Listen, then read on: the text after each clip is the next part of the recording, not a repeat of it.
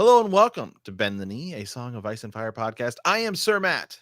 And I'm Sir Jimmy of House Nuts. Welcome to our Song of Ice and Fire book club, where we're here discussing the finale of season 2, House of the Dragon. We literally just got done watching it. It was a longer episode, but it's our immediate take. So obviously we may miss some stuff because this episode was packed with a lot of stuff. But Matt, what's your gut reaction? So I will say this. I think this episode is going to be very polarizing online before we get. I'm going with a 4 out of 5 on our ratings, and I'll explain to you why.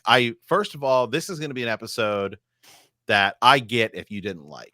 100%. I want to throw that out there because it is the season finale. I do get, and not that I've even read the comments yet, but I totally understand the people who have the sentiment of like, I thought that we were going to get another big battle, all of these things. You and I just did a big Patreon episode, like actually a mega Patreon episode, where we broke down the timeline, and we're like, man, they're gonna have, like, season 3 is gonna be insane if we don't get one of these big battles, because there's quite a few big battles that we were thought, where are you gonna end this? And they all ended it ultimately with everyone getting ready to go to war. Like, now it's like legit going. So, and this is why I'm giving it a 4 out of 5 as a season finale, just in general here, before we dive into all the specifics. I get, again, the sentiment that people are going to have where they're going to be like, man, I didn't necessarily like it. However, we are watching this in the context of an every week show.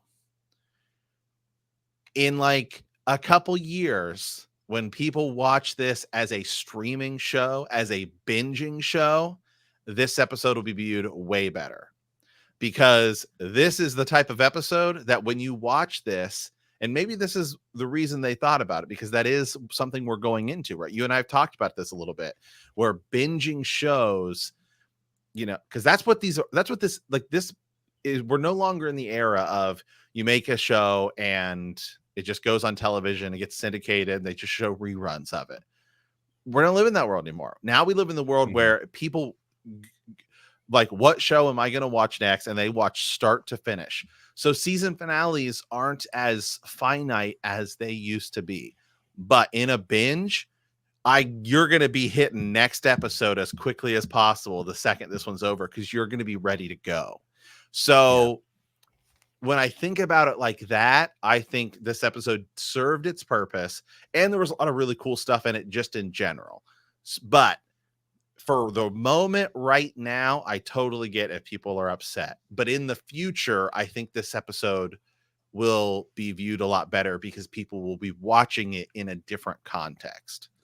Yeah, and whenever the writer, sorry if I sound weird, I'm still sick. But when the writers get together and they plan out seasons, they also plan it out like that. And truthfully, no one should be surprised there wasn't a battle, because we knew George said that they had to try to decide where the battle could end, and they said they moved it to season 3. Now, me and you were like, well, there's like 3 battles happening, very close proximity, so maybe they do 2 and then put them 1.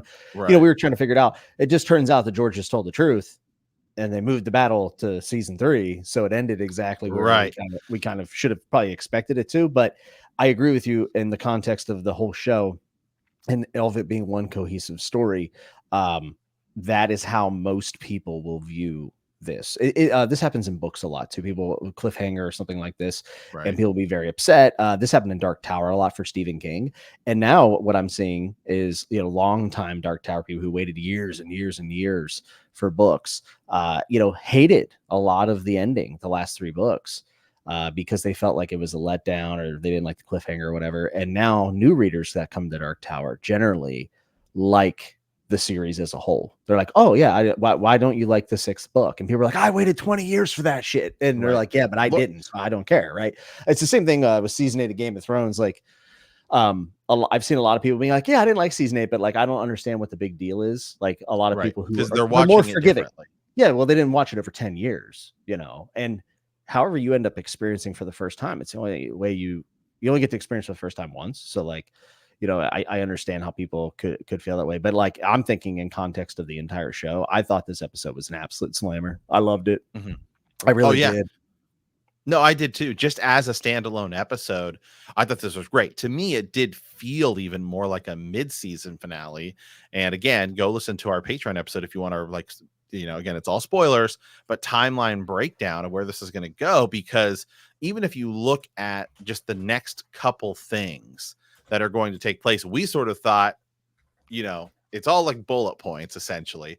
And the Dragon Seeds took like 3 episodes. Was not expecting that. So Mm-hmm. I sort of thought like about 4 bullet points down the line, which is like one of the biggest events of the whole thing. I thought that was going to be this season's finale because that's the case. Now there's rumors online. We were thinking going into this, Jimmy, 3 seasons. Like, because Yeah, that's which we were kind of wrong what about, right? Like we said that a lot. but that's even kind of what they were alluding to during last season. This is going to be a shorter show.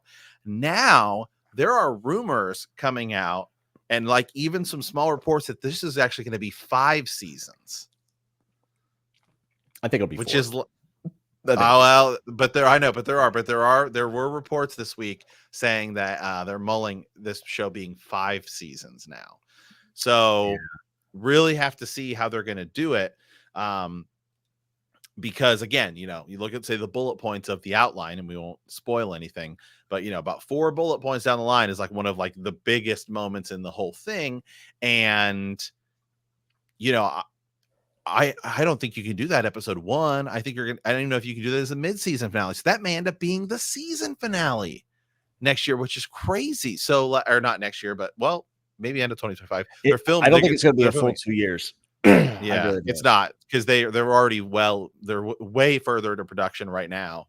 I mean, it's filming later this year. And speaking of, by the way, just real quick, we got some Duncan Egg footage today. Yeah, we got a 7-second teaser from the HBO Twitter. Sweet. It's small. Go check it out. I mean, it's only 7 seconds, so nothing to break down. We might do a breakdown like later this week or something. But I mean, we're not going to do like a full huge segment on it here today. But I mean, because it's so small, but it's pretty cool to see it in motion. Just is what it is. Yeah, definitely. I don't know, man. I think that I'm along for the ride of this. Like I thought the pacing of this season, like in episodes, was sometimes weird, and we've talked about the division of POVs and how to jump around and whatnot. But for this episode, and this is just my experience, this is valid because I'm just speaking from my subjective, viewpoint. I was very invested in almost every single thing that happened in this episode. The Alan stuff literally like really rocked me. Like I thought that performance from him was awesome. I think it paid off a lot of those dock scenes that we saw all season long, as well as the Damon Harrenhal stuff actually leading to something pretty amazing. And I don't know about you, but like seeing the army that he has amassed and the kneeling and all that stuff, I mean, that felt like big time payoff to me. I will say Ramin Djawadi, man, crushed it with the score at the end. The last 20 minutes was just insane. I mean, it's I mean, it's even like, it's like, as much as like, season 8 gets hate. I mean, some of the music he did, like the Night King theme, like in the end when Arya's running and it's all the moving pieces, like that's kind of what it reminded me of, was that we saw a lot of moving pieces, all of these things. Yeah. I mean, this definitely felt like more of sort of like a mid-season finale. I mean, I will say this episode felt very Game of Thrones, like very season 3, season 4 Game of Thrones, which is what I have. Sorry, my alarm just went off. If you heard it or not, it's to give Ellie her pill, and it's the Dr. Mario theme. I don't know how much of it went off. Just always gotta make sure we give it to her. And but anyway, I mean, which has always been what I've said is like the best thing I can say about the show, right? Is anytime we get an episode that feels like season 3, season 4 Game of Thrones, I mean, that's peak television. So I mean, it's right there. And that's what I felt about this episode. Just as viewing it as is. Yeah, there's also like a really good tie up to some of the arcs that have extended past in relationships from season 1 to season 2, like the Allison and Rhaenyra. I like this infinitely more than when Rhaenyra went to King's Landing with, undercover as a nun or whatever, like I remember. And if you remember, I said I didn't like the way it ended up happening, but I liked their conversation. I thought it was good. With this, I'm kind of okay with Allison showing up or whatever. And their conversation, when Allison starts biting her finger, which is a callback to Yeah. the young actress in the first half of Mhm. season 1. I don't know, Great. man. I got emotional. Like it really it hit me, man. That conversation, and like I just remember them in season 1, episode 1, underneath the weirwood tree with the books, and you're just like, wow, these are two like these are two girls Mhm. that probably weren't protected as they should have been. At least Allison, and Right.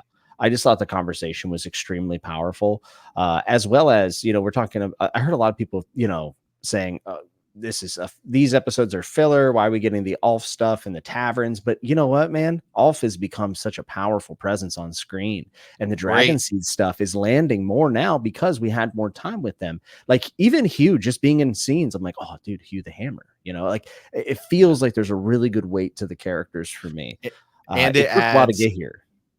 I will say this too about Ulf. It also adds a little bit of like, this is the risk you took. This is like, you had to go make Yes, this move. So it adds some weight yes. to it.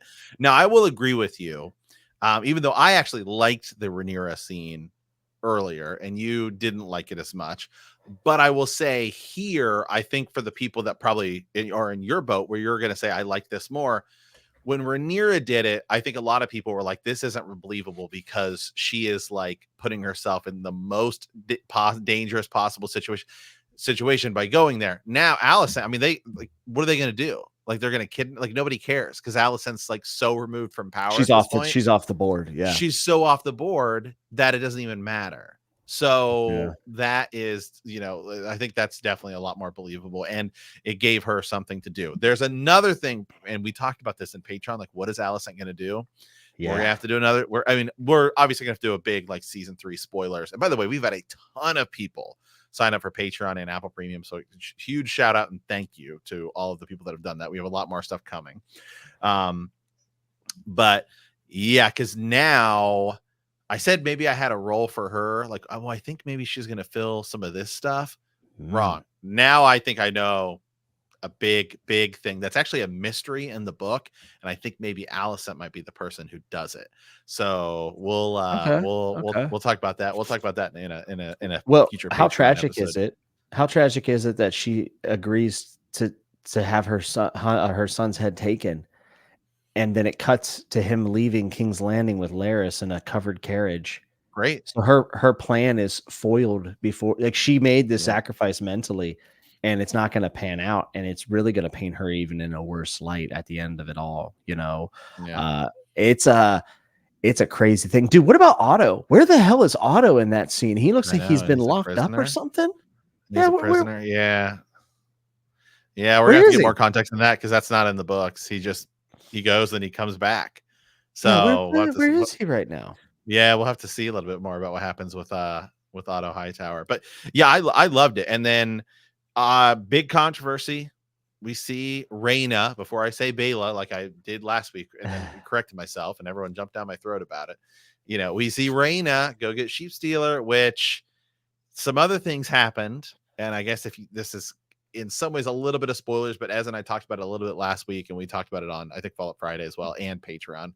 Um, I think I thought that the potential for Nettles getting like, because obviously there's Nettles, the character, right, who is Yes. filling Reyna is filling some of her role, where she is actually this person who goes and claims Sheep Stealer. And she has some other things down the line, which is where I said I think maybe she could still show up and fill some of the role that she has later that's important to her, not just being a dragon rider. And now I think it's all axed. I think it's all gone. I do not believe Nettles will be in House of the Dragon, and I know Nope. some I think people that's a deal breaker, but I'm for me it's a not. I man, don't I mean I don't know. I don't really she's not remember House of the Dragon is an outline in the books, right? It is actually the most detailed novella that because you have two of them. You have the Princess and the Queen and the Rogue Prince, and then you get into the World of Ice and Fire content of Aegon II's reign, as well as Fire and Blood, which sort of then expands upon that a little bit further. But of all of the things outside of, you have Dunk and Egg, but outside of that, even Aegon's conquest and all that stuff, it's the most detailed that George has put in the work for. but it's still just a big outline. And Nettles, I mean, in all honesty, for me, it's like people get like so upset that she's not in it or whatever. She's like probably 3 paragraphs of the whole thing. So I don't know. I personally don't get the ultra crazy connection to the character. I mean, if it is one of your favorite characters, I can certainly understand anytime a favorite character is cut, you're going to be upset about it. But to me personally, I'm just like, I don't get the sentiment as to why people are getting so enraged about it. Hey, listen, I wanted Area Hota to have a way bigger role in season 5, but Area Hota just didn't get the shine that he deserved, or Dark Star, or any of that. I do understand, but I think what they're Donald Noy doing. getting cut is way more important, Hey, you know, let's speak some than truths, Game of hard truths Thrones. I about mean, the he went the show. Nettles. Yeah. So I here's the thing. This show is telling the story in a manner that is different than the book, and that's okay. Fidelity to the source material isn't everything when it comes to an adaptation. I know that that's not the popular take, but in the history of adaptations, that has been true, and I could give examples, but I'll digress. I think that Alice Rivers and Raina are both going to be taking up a lot of Nettles things. Yes. If you want to huff copium, you could say, well, technically we haven't seen Bond yet, so maybe, but I don't think it's going to happen. And that's the thing about the show, Matt, is like they're focusing on different things and they're highlighting other things, and they are making changes to enhance the story that they are trying to tell. And I think that that is okay. For instance, a lot of this Alicent and Rhaenyra stuff is different. And Very it's different. because the core of the show, the poster for the season was both of them. Yeah. And the general viewer, I believe, the people who do not follow the books very closely, which by the way make up the majority of this audience of the show. I know people don't believe that, but that is true. I think that they probably did want to see these 2 reunion scenes in this season. I saw Ryan Condell say that, and a lot of people were putting him on blast on Twitter in the fandom and stuff. But you know what, man? I was in there watching with my wife, and she was like, this is like the best scene of the whole season. Like, this is so good. And she got choked up twice during it. So like she really did want to see the conversation between Allison and Rhaenyra, because the power dynamic has changed drastically since their first Oh yeah. conversation this season, and obviously has changed a lot since season 1. So, this is a show that is telling something based off the source material, but is doing its own thing with it. And I really just don't think it's all that. I don't think it's all bad, I guess. Yeah. I mean, some other things to keep in mind about this, this finale and with the Alicent stuff is it's an outline. They have to embellish an outline and expand things further. And remember, it's all told by multiple sources writing with extreme biases in the history. So there's nothing to say that a lot of these things aren't even happening anyway. And some of the interactions with the characters, like say Nettles, for example, some of the things that Nettles is described to do in the books may not even be accurate. Yeah, I mean, and that, I don't know. For me, like if I want to, I can still go read Fire and Blood and have my own interpretations too, because House of the Dragon isn't the truth, right? It isn't the objective truth of what happened in Fire and Blood. They're very separate. And I guess for people, if you're upset by some of the changes, you always will have Fire and Blood. Like Fire and Blood is there, and the books are what they are, and then you have the TV show. But I don't know, man. I felt like a lot of the character moments and build up for this really paid off. And I will say this, I think ending season 1 being like, hey, war is here, and then ending season 2 with, hey, war is here. I Right. think the marketing for season 2 at the beginning, because I don't know if you remember like the pre-season Oh, stuff, for but it was sure. all like, it's time for war. I do think they shot themselves in the foot a little bit with that. I think that they probably oversold how much was going to happen in this season. But like you said, once we have season 3, which is going to be absolutely ridiculous. Oh, it's going to have to be. Yeah, this I mean, season finale will be pretty hype for someone that's binging. And I again, mean, I love this. I thought it was great. yeah, I'll pull up the outline. I won't go through anything, but we talk about bullet points and stuff like that because again, um, one second, I'll get it pulled up here. But what we're talking about is like like Dragon Seeds is like one of the bullet points, and that took like 3 episodes. Yeah. So that's where it really threw what we thought the pacing for the show is gonna be. But like the next like 5 bullet points are all battles. And yeah, a couple of them are pretty small and you could totally cut them out, but it's like, damn, man. I mean, so I get it. I mean, it's, I agree with you. They ended season 1 with really it more being like it's the blacks versus the greens. I Mhm. think the motif, and next week we'll do like a full, I think we should do our full season review, like to Mhm. talk about as a season and everything.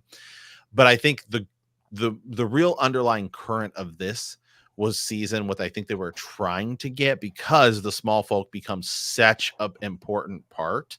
Yeah. And you could show the small folk, when they sway in sides that they're in favor of, and definitely depending where you show Yeah. around the realm. So I think what they were trying to do this season was to give the small folk character and make Mhm. them feel far more important than like just random riots and things like you did get in Game of Thrones, which Yes. there isn't as much actually, even in the main book series, about like the people. It does just feel like, oh, the small folk are rioting or whatever. Whereas here, they're actually trying to give them character, since some of the characters we interact with come from being small folk. Right? I mean, like Ulf and Hugh Hammer and even Massaria and stuff like that. So I think that's what they were really trying to do as like the underlying current of this season. Yeah, and also remember this expanded out to many other houses. We went a lot of different places in the realm as well. So like there was more stuff to be done to kind of set the stage, which is a complete continental war at this point. So I really enjoyed it. I thought Helena's performance was excellent this episode. That's By the way, excellent. that is And she my showed up in Damon's, and we need to talk about that. I mean, that's uh, again some spoiler stuff. Can't go super crazy into that, but she showed up in Damon's dream, dude. I Damon's love this. Weirwood I vision loved dream. it. What's going on there? Bro, I loved it. So obviously, folks, we won't talk about what we think the implications of that are. There are definitely futuristic implications, but we saw a We already child of did the on a Patreon forest. episode. Was that I couldn't, it was so I think quick, and it's a child I of the was like, forest, my friend. okay, that's what I thought. Yeah. It was fast, so I might be wrong because people might call me out for it. But I saw that, bro, and my eyebrows were about 10 times higher than they are right now. And I was like, oh my goodness. And then we end up seeing a blood raven, which would be in the future, by the way, because blood raven doesn't exist at this point. So that was Yeah, interesting. so I did want to talk that. So that was the thing actually where you and I were talking about, because obviously a lot of this was leaked, and I actually saw that whole scene. And I will say, because I talked about this on Patreon, I will pull back a little bit. Obviously I watched a like 360p video of it, and I thought that, oh man, the CGI of the White Walker looked dumb. I still don't get why they just didn't do like archived footage. I kind of felt like maybe that would be what they were doing, but I see now watching it again, they did have it sort of, it was so quick, it was fast paced. Obviously, then you don't have to pay Amelia Clark an extra royalty, even though Yeah. they're going to be paying her royalties for the rest of her life. Whatever. But it was still kind of cool because it was a little bit mysterious and stuff like that. But there's definitely still some weird dynamic going on with Helena and then Alice Rivers. Like, are they competing? Is this like a R'hllor Well, versus Great Other, Weirwood versus it's Fire weird because battle? I mean, remember, we have her Helena being afraid of owl or having the owl on the wall or whatever. I can't remember when she referenced the owl, and then Alice Rivers like mother's house sigil is an owl or whatever. Like there has already been a connection that it's very like esoteric. Like it's not something we would have picked up on to this point. But I mean, Alice Rivers is connected into Weirwood. And then you have Helena showing up in the dream and telling Damon that he has his role to play. And then we can't really talk about much else Helena stuff because, to be honest with you, it just a lot of spoilers. But Helena obviously is a dreamer, and I Damon mean, yeah, she dipping his might be. toes, and she's like, "Oh, hey, how's it going?" Helena might be the most insane dreamer we've ever seen. It almost feels like she just lives in like it's not just like some people have green dreams. She seems to be something beyond that, where it's almost like her entire I mean, like in a way, without she's like Paul Atreides. I mean, where it's, I mean, I think, I mean, that's what She it's has beginning an to almost seem line, like. word for word line, actually, in this episode was very Paul Atreides-esque. Yeah. I mean, that's what it's beginning to seem like with her, is like she's essentially like Paul Atreides, where she's just seeing nothing but like future visions and stuff like that, like with everything she does. It's Man. way more than just like Bran, even before he becomes the three-eyed raven in the show, not the three-eyed Yeah. crow in the books, although he hasn't done that in the books yet. But it's far different than that, where it's almost, it feels like her entire conscious life is visions and dreams. It also, I mean, how heart-wrenching was her scene with Aemon? Because Aemon, you could see the tears in his eyes, because remember from season 1, again, time back to season 1 relationships, he had feelings for Helena. And I think knowing that They she still might. saw I still him, believe in the theory that they might be his kids, but I mean, the fact that she is telling him that she knows the evils he's done and he can barely hold it together in that moment, I just thought that that was really powerful as well. Helena, definitely one of the more underrated performances of the season. yeah.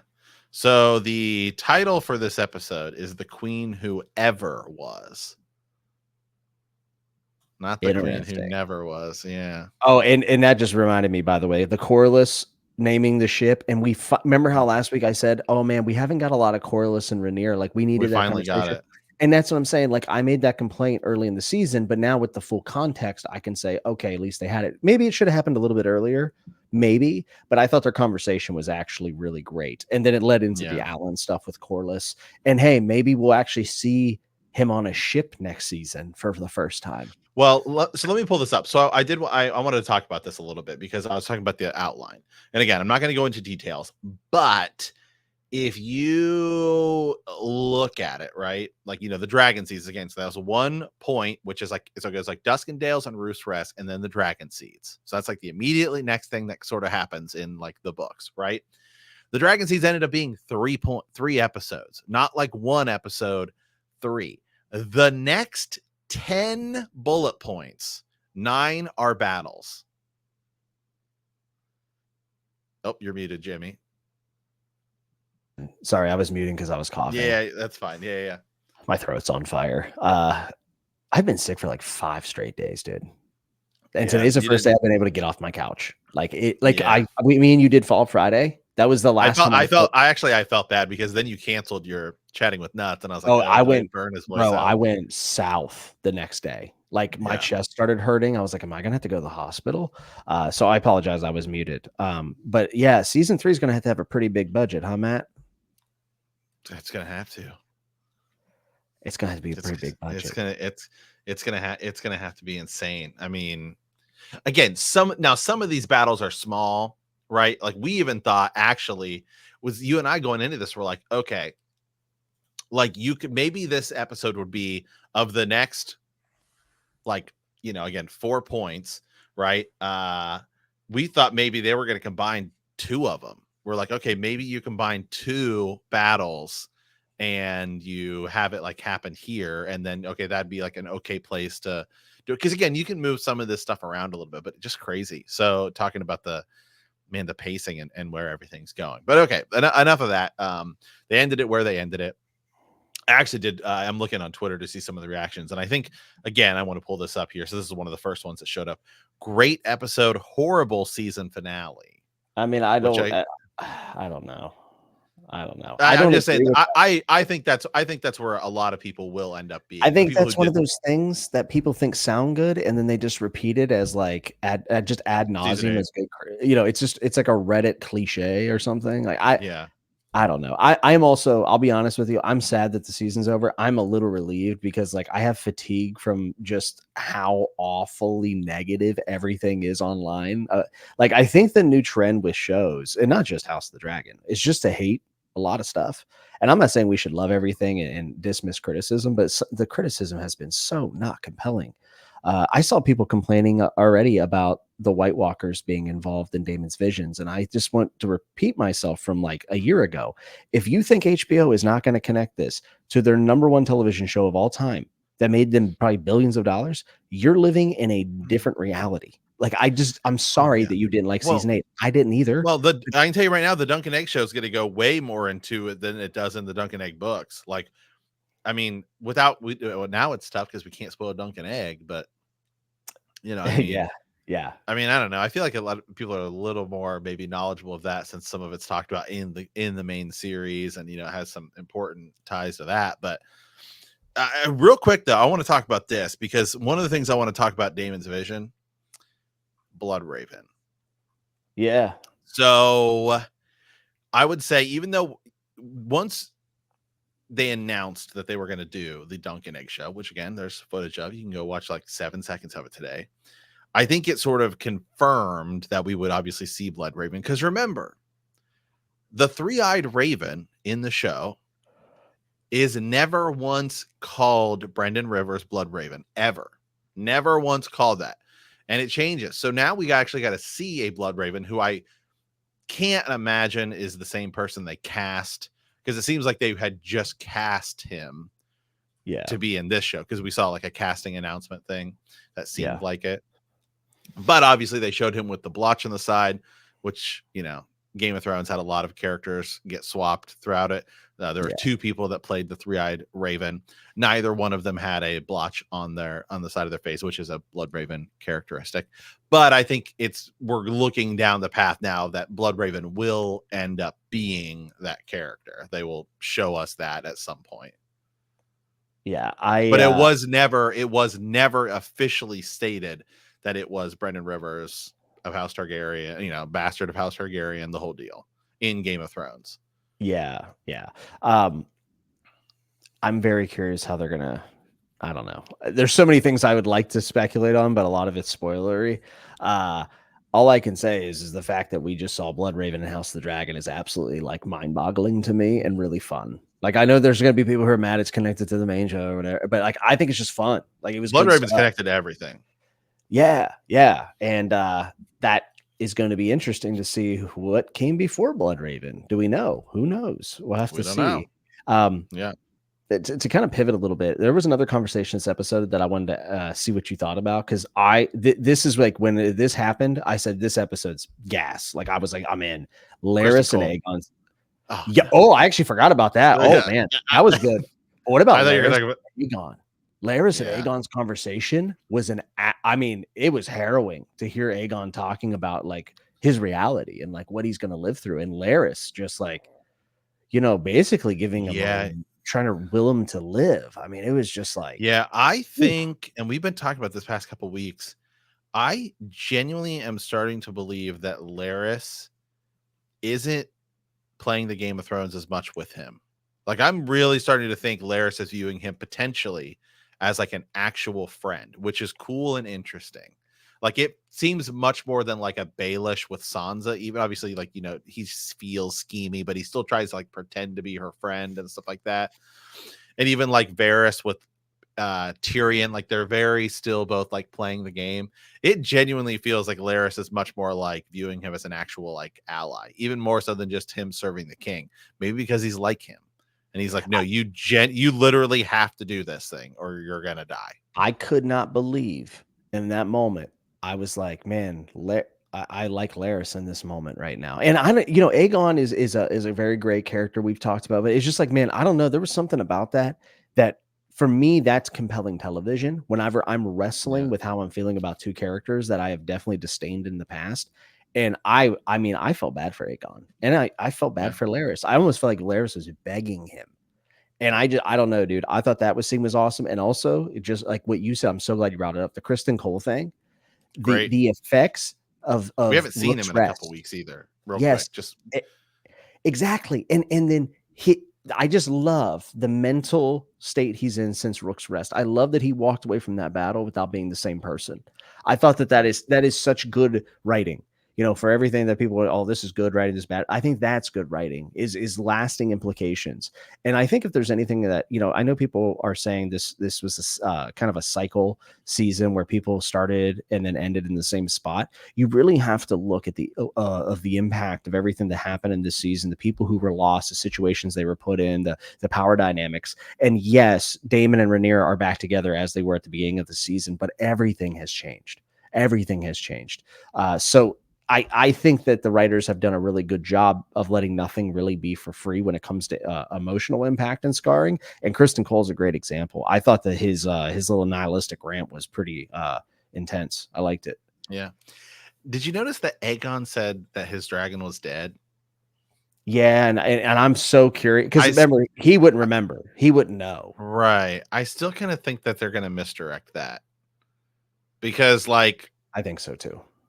because Sunfire has obviously Sunfire does not die in the books, and we won't go into ultimately what Sunfire did, although it is actually spoiled. It's one of the things that's spoiled in Game of Thrones, so you can go if you remember or whatever. Yeah, Without just sure. be wary if you're rewatching Game of Thrones because Joffrey of all people spoils it, Of course it was to, Joffrey.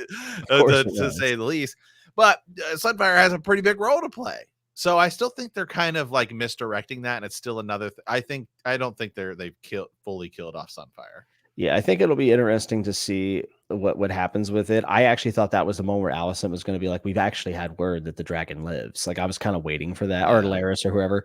I was kind of expecting that, but it didn't happen. I, we'll have to see. I don't know. I don't know how they would explain like word not getting back out because like I was okay with it after the thing. Kristen Cole thinking it, which it was long in the dying or whatever.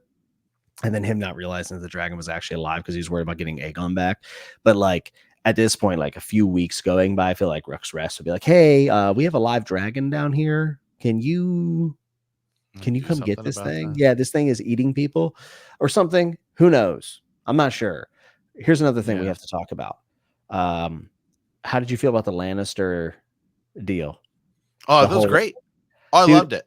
So I I would. mean, I agree. we I got it. We agree. got to see. We finally actually got to see Tyroshi with blue hair, which they Sick. didn't do in Game of Thrones, because Dario Naharis actually should have had blue hair the entire time. They didn't do that, and we got it was kind of cool to go to go to a different region.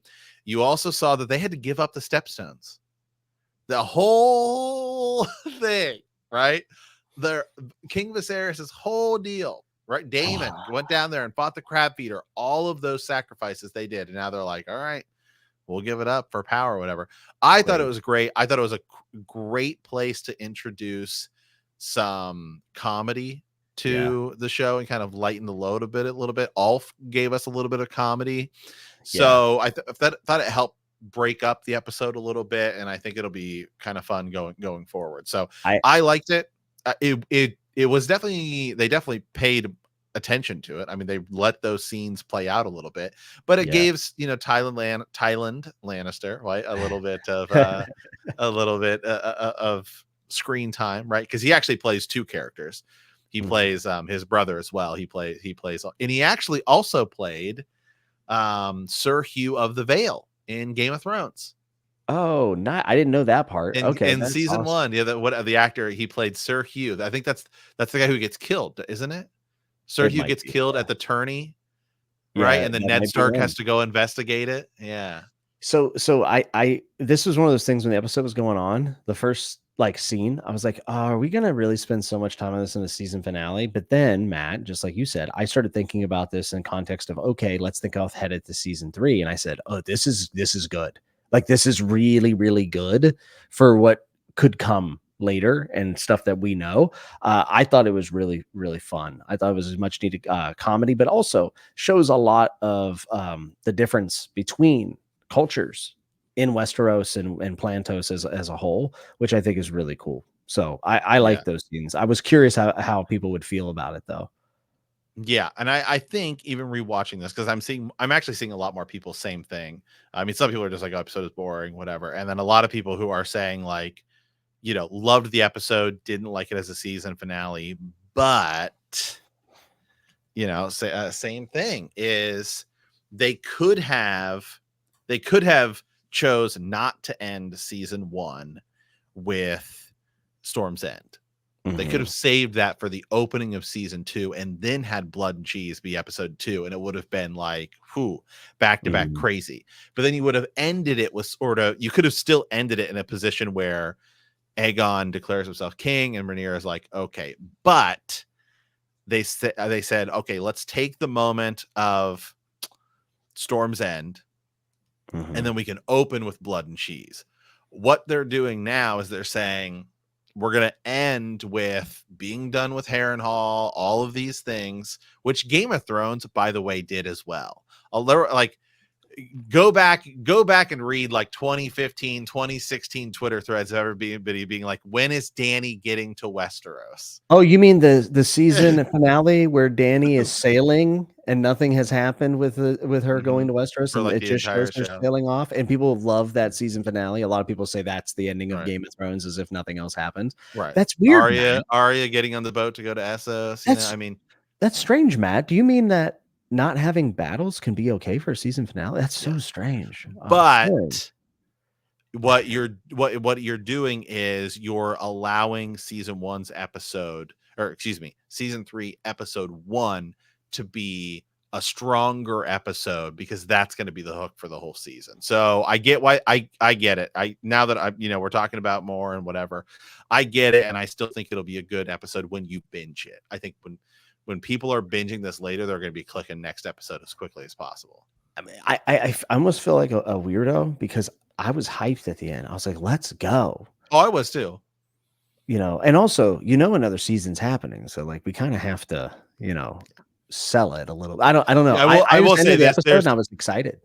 I will say this, just because, go back and tell ourselves when they didn't announce this was going to be 4 seasons, because George Martin and all those people even said maybe 3 to 4. I mean, it was up in the air. Like, it might not be 4 seasons. Not that they wouldn't be good, but just like that might be what we cut it into. And now, I mean, looking at it, it's like, yeah, there's zero chance this is 3 seasons. I mean, zero. I'm honestly I don't know that this is going to be 4 seasons. I think this might have to be 5. I'm going to go with 4 until I hear any official word. With season 5 being like even if it's like a 6 episode thing or 4 episode thing, that's like really long episodes or something, this might have to be 5 seasons. It depends. If they go back to 10 episodes, no. If they stay at 8, I think they will. I'll go on record. I think there's 8. Zero chance they get more episodes again. I think it'll be 8. I think you'll 8 longer-ish episodes. Yeah. All right. Well, is any other points you want to talk about, Jimmy, before we I'm sure we forgot a lot of stuff. My brain's cooking in my head right now, so I'm sorry, folks. And I know I sound horrible. Okay. But I don't know, Matt. I'm excited and I love this episode, and it just feels like, especially since like episode 5, there's been there's been like a lot of negativity, and I'm not someone to just incoherently praise his stuff. I'm not saying I have the greatest taste in the world either, but I'm glad that I can come on here and me and you are excited. Like I'm glad that still exists. Like dude, Dunk and Egg is next year. Yeah, give it some. We've already seen Dunk and Egg footage. The fact that's insane. The fact that Dunk is going to be on screen, bro, is so incredible to me. Dude, do you realize how many Harrenhal scenes? Like we love Westeros history. Me and you talk about it all the time. Off the show too. Dude, how many shots of Harrenhal did we get in this episode that were breathtaking? Like, one of my favorite fantasy series is on television. And we take for granted, I think, how good the acting is, by the way. My wife watches a lot of television. I do not. And she was like, this acting is so good. I was like, oh, you think so? She's like, you don't understand how bad a lot of television is. Like, there is so many bad television shows out there that, are successful, that have really poor writing or acting. And she's like, this just doesn't feel that way. Like, I feel like I'm really watching like a real production. So I don't know. I feel like for all the complaints and the things, that I don't like about the show, like, I just feel very fortunate that my favorite story or series of all time is on HBO. I think it's cool.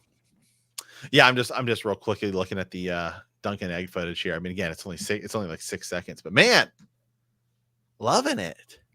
I did, man. I had a great time this season. It's so cool. It is. And I had a great time this season. I think there's going to be a lot of cool stuff on the rewatch for me and you to go through. And there is a lot of subtle stuff that people do not seem to pick up on or give credit to. Even just like the fingernail biting would be a more obvious example. But hey, do you remember earlier in the season, whenever Daemon cut his hand and there was blood on his hand, he flipped it and there was a raven, and then he saw Blood Raven at the end of the season? Holy shit, that was cool. That was And foreshadowed. the weirwood and blood on his hand there from the weirwood tree, which is George R. R. Martin's face. Super cool. Yeah. So There's a lot of little stuff that to there appreciate, I is. think. Yeah. Yeah. Okay. All right. Well, I think that's well, we can end it there because let's talk a little bit about what we're going to be doing going forward. Because Mhm. last season we had the same thing where people were like, "All right, well, I guess I'll have to come back to the podcast." Well, so let's talk a little bit about what Jimmy and I will be doing in the next couple of weeks. So we're gonna have to take a couple weeks and talk, so do some breakdowns of House of the Dragon. So I think next week we'll probably do a big full season review, right? Just a Mhm. what did we think of season 2 start to finish type of a thing. And then we were thinking about maybe doing like, top 10 top episodes or whatever, or break it down, do something like that. Probably won't be doing, won't be doing Follow Up Friday, just because now the show's over. So we're not like, everyone's not theorizing and everything. We'll But have you can this one certainly, this week though, right? yeah, maybe you I and I think have to we look at our should. schedules. Yeah, Oh, yeah. Well, we can look at we schedules. gotta look at our Jimmy and I always have to look at our schedules. So now I have some appointments this week, but yeah, but anyway, even after that, you can always send us ravens at btkcast@gmail.com or bendthenekneepodcast.com, and we will do our best to read those. And then probably, it's August, so probably in September we will be jumping back into our reread where Jimmy and I are rereading, I should say, the main Game of Thrones, Song of Ice and Fire books. We're halfway through A Storm of Swords, and it's so interesting because now we have all this new context of things that happen in Dance of the Dragon, and Dance of the Dragons, House of the Dragon, that will tie directly into it, which lets us theorize and go nuts over there because there's so many connections that you have to think George told some of these people some of these things, and these are the routes they're going to go with. So yeah, those are the things we'll be diving into. It's going to be a lot of fun. And then early next year, I'm thinking like maybe even like February or March. I'm gonna say April. Duncan, I feel like it'll be yeah, March April. or April, yeah, because they also showed The Last of Us too, and they did that early. I think The Last of Us was like January or February when it came out. So my guess is it'll probably be their first big show of the year, and then they'll let Duncan Egg move to that like spring Dunkin' Egg is a great position. spring show, by the way. Yeah, Yeah. yeah, because it takes place in spring. So, Yeah. all right. Well, hey, with that, I think that's it for us for tonight. And yeah, stay tuned. And certainly send us those ravens. We'll get them ready. Yeah, we'll probably do Fallout Friday, or if we don't do Fallout Friday, we'll talk about them all those ravens in our season 2 House of the Dragon breakdown. So with that, as always, guys, I want to thank you for watching. Thank you for listening. And like Daemon Targaryen said, remember, winter is coming.